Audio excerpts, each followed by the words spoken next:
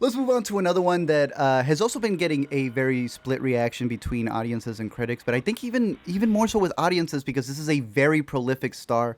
We're talking Hmm. about the newest movie, Back to Black, trying to do a biopic on the one and only Amy Winehouse.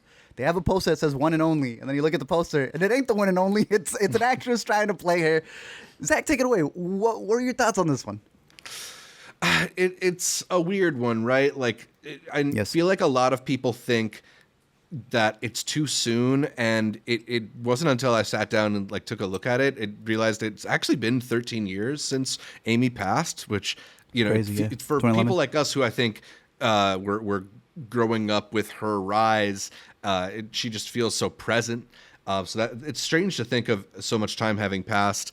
And obviously, Amy is this figure of controversy is maybe the wrong word because of the way that the media and sort of the publicity around her kind of, you know, treated her really poorly and really didn't offer her any sympathy while she was clearly Yeah. struggling with a lot. There's a Oscar-winning Asif Kapadia documentary that A24 put out a few years ago that Very I good. revisited after I saw this Same. biopic just to kind of like do the side-by-side comparison of that gets into a lot of that. And it's really funny to put them up side by side together because while that documentary does a lot of implications it implies a lot of negative things about both Blake, her on again, off again significant other, as well as her father, who kind of acted as like a manager of sorts, like really putting a lot of blame on them. The movie Back to Black pretty much exonerates them from start to finish and shows how Honestly. present her father is, played by Eddie Marsan here, kind of shows that Blake is trying to make healthy decisions, and it feels in a lot of ways like Back to Black is really unkind to Amy herself, like puts a lot of her struggle onto Amy. There's like this repeated cuts to her getting more tattoos that they kind of use as this like Bro. ominous foreshadowing thing, like how dare you get ink on your skin. I feel like Sam Taylor Johnson is casting a lot of judgment through those moments, and it just sort of I think the movie is simultaneously being like, look at how the insensitive treatment of her addictions contributed to her demise, while we insensitively handle her addictions. Yeah, it's very weird. What do you think of Sam Taylor Johnson as a director? Man, I can't remember a Sam Taylor Johnson film that I particularly liked, if I'm being honest. I haven't ever seen seen Nowhere Boy? everything. I haven't seen Nowhere Boy, which notable for a few reasons, right? Several reasons. I'll let the people search that up. This was another biopic as well that's supposed to be about John Lennon. Yeah. I know she had filmed some of this in Abbey Road, came back to film a couple more stuff for Back to Black in Abbey Road. I know they filmed some stuff in Camden, shut down the streets, went back to her flat. There's like a lot of care in there that I don't want to dismiss the movie completely. It's one of those that Right. the most annoying part about it, right, is that there's effort there. We like the main actress a lot. She's moving up in movies, but in Yeah, shows, Marissa you put me Bella. onto industry. She's so Incredible. good in industry. Look, is she bad here, or is it the fact that she's trying to play Amy? And it's like, why did you do that? If it was Yeah. anybody else, right? Like, imagine it's not her. Right. There are spots here where I think the performance kind of works. I don't really think it ever works with the singing.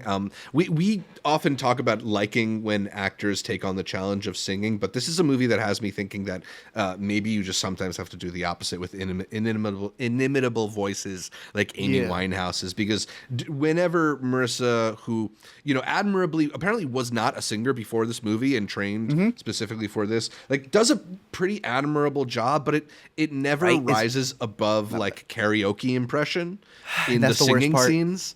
Like, if you yeah. could do Amy, then Amy wouldn't be Amy at that point. Right. And if we could like dub over Amy's actual singing voice, I think this performance maybe would have gotten by. It's not great. It does feel a little bit like she's wearing the costume rather than like living it, but it's not there are worse. I've seen worse biopic performances than this one. I think That's fair. she took on a really tough job and was passable. Yeah. But yeah, it's just hard, particularly with somebody who I think is so present in our minds, partially because she, only passed so long ago, and partially because of how her legacy is lived on. And then how connected it is, all of her stories, her life, to her music. I know Sam Taylor Johnson said that she had based this specifically on it being like a love letter. That Back to Black is the album that she's recording at that stage in her life. And because that is this like heartbreak love album, she kind of wanted to structure the movie in that way. And I feel like when you do that, you need to focus on that period in time, not her entire life. Because like you said, unlike Amy, which talks about her dad, talks about her, the documentary, her dad, her boyfriend, bro, a lot of that is in their words. I know they've come out and said that documentary put us in a bad light because it showcased and edited in the words that I was saying myself. Yeah. But this movie, it really was defending them a little bit more than I expected to. And I don't mind this idea of like, oh, she was also a bad influence on them. But to pin it all on her was also a little weird. Yeah. The worst part of this movie is the perspective. Yeah, Blake, her ex, has said that he's the one that introduced her to heroin, and in this movie, hard drugs just kind of like appear magically in her life at one point. It was like a Uber Eats that just knocked on the door. I'm like, oh, but you're not gonna say it's him? That's not right either. It's a messy story. But in order to be honest, just like she is with her music, that's what made her lyrics so good. How are you not approaching that in this movie? Yeah, you're right. They make the dad become this almost like, oh, I'm watching out for you. Went back, saw the documentary. How are you going to have this man stopping the paparazzi while he's bringing his own cameras in real life? Like, there's so much stuff in this movie that I understand why people were very upset with it. And it's annoying because there is a good performance in the middle of it. I'll go back to the actual movie itself. I also like particularly some of the early scenes when they focus more on her love of music and the type of sound that she's pursuing. There's a scene between her and Jack O'Connell at a pool hall where they're like talking about the Shangri-Las and the type of sound that it evokes and how that speaks towards Amy's sound. And that stuff's the good stuff. And then it kind of strays from that. I agree. I thought we were going to get more of a creative process, right? Maybe y'all couldn't clear Mark Ronson, but I wanted to see how she collaborated with people, her influences, the stuff that actually brought her music. They just show her scribbling. They just show her with her heartbreak. Like you had mentioned, the tattoos at one point just feels like you're surveying her the exact same way the paparazzi did. Ooh, look, there's another one that's coming in there. Yeah, it feels like a costume at points. I wanted it to go a little bit deeper into it, but it felt like that was never going to be the approach they wanted because they had a specific outlook on her. And in not wanting her to be this victim, I felt they made her even more of a victim. Yeah. That ending was a little weird too.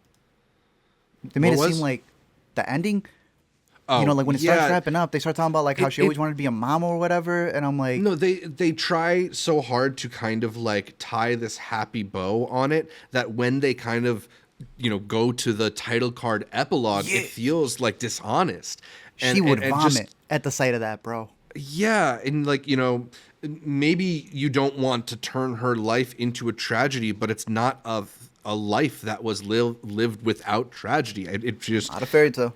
Feels a really dishonest way to handle it. I like what Pink Sweeten has to say here in the live stream comments. It's too tall of an order. Amy's hair was so exaggerated. Her eyeliner, it looked great on the actual Amy. On anyone else, it looks like a costume. And yeah, it's just there's something about it where they never quite reach the level of making you actually believe it's Amy, and like especially because Amy particularly, as her life sort of, spiraled, looked a lot worse. And I'm not suggesting that like Marissa Abella needs to like make herself look worse or something like that, but it's just something that is so hard to duplicate in a way that doesn't feel like performance.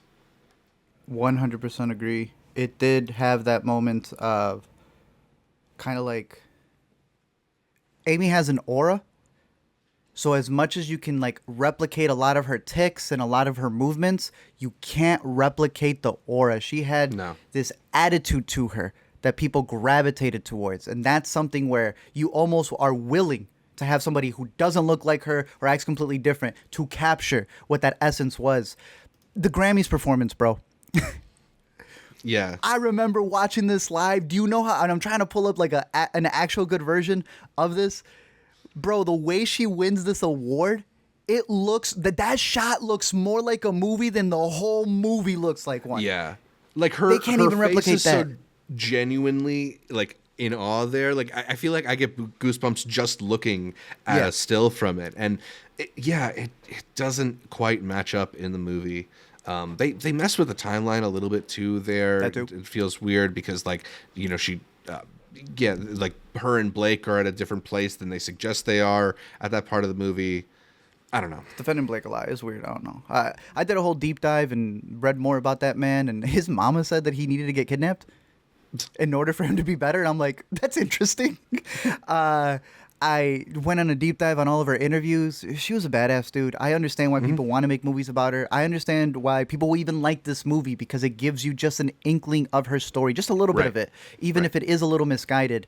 I thought it was interesting. You see the band in the back. They said that they actually got those guys to come back in to do the recordings of the music. They were too old to actually be the band members, but they did the studio recordings for the songs that she redid for the movie. That's cool. Which kind of gives me the other thing that you were saying, like just dub Amy then, because if you're still gonna dub yourself, then you have that disconnect of you singing, and then it cutting to a studio track over the on-set performance. So it's like, I don't know, that's also a misguided choice. But Amy, she's a badass. It's one of those artists that for years, decades, generations, people are gonna find that music. They're gonna listen back to it, and bro, it's kind of raw. Like even Back to Black, I was like tuned into the lyrics. Mm-hmm. Crazy stuff. No one did it like her, bro. If they did, there'd be somebody else. She was special. Hopefully it just is a reason for people to revisit the excellent music because it holds up. For sure. Would we have Adele be just as big if our girl was still around? Well, what Caitlin and I were talking about is like Lady Gaga has assumed a lot of that role, like, because particularly the relationship with Tony Bennett too, in that like all the her relationship with older singers and stuff like that. I don't know. Frank being kind of double entendre with also it being Sinatra. It's interesting. I'd say Gaga became more of a pop star. Yeah. But Adele's got that not full jazziness to it, but that's a thing that comes up in the movie, the documentary, all of it. This idea of her not wanting to be a rock star, she wants to be a jazz artist. Yeah. And there's I don't know. I just wish to talk more about her influences. Yeah. I mean, Winehouse would have a killer Vegas residency by now, I'm sure. It'd be crazy. Dude, in the doc when she was with Mos Def and who was it? They said they were going to go on tour. They were going to do like a whole... With Questlove, right? And Raphael Sadiq. Yeah. She was tapped robbed of in. A killer album. Tapped in, dude. Well, Back to Black. Out in theaters, and I think our UK listeners, our inner cuties, said that it's going to be on digital Streaming. already. Woo! All right. Yeah. Keep an eye out for that one if you're interested. Yeah. Oh, watch Rye Lane. That was one I was going to recommend, the LME. They talk about Camden. They talk about being in the streets of London that people don't really go to in the UK. Rye Lane on Hulu. That's what they thought they were going to replicate.